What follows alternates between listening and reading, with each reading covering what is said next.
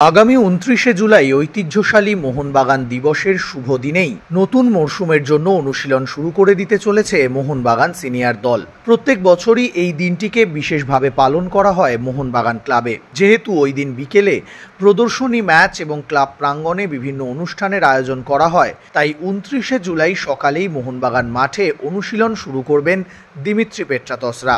২৮শে জুলাইয়ের মধ্যেই কলকাতায় পা রাখবেন মোহনবাগান সিনিয়র দলের সমস্ত ফুটবলাররা।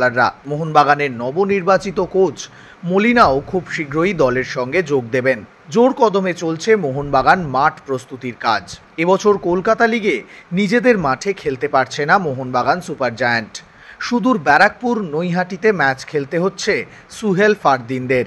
এখনও মাঠ প্রস্তুতির কাজ শেষ হয়নি, তবে আশা করা যায় ২৯শে জুলাইয়ের আগেই মোহনবাগান মাঠ প্রস্তুতির কাজ শেষ হয়ে যাবে। নিজেদের মাঠেই নতুন মরশুমের জন্য প্রস্তুতি শুরু করে দেবে সবুজ মেরুন ব্রিগেড। ১৮ই অগস্ট ডুরান্ট কাপের গ্রুপ পর্বের ডার্বি। কলকাতা লিগের ডার্বিতে দুই দলের সাক্ষাতে সিনিয়র ফুটবলারদের দেখা যায়নি। সেক্ষেত্রে ডুরান্ট কাপের ডার্বিতে মোহনবাগান কি সিনিয়র ফুটবলারদের মাঠে নামাবে, সেটা অবশ্য সময়ই বলবে। আপাতত ২৯শে জুলাইয়ের এই বিশেষ দিনটিকে কেন্দ্র করে বল পায়ে মাঠে নেমে পড়তে চলেছেন দিমিত্রি কামিন্সরা।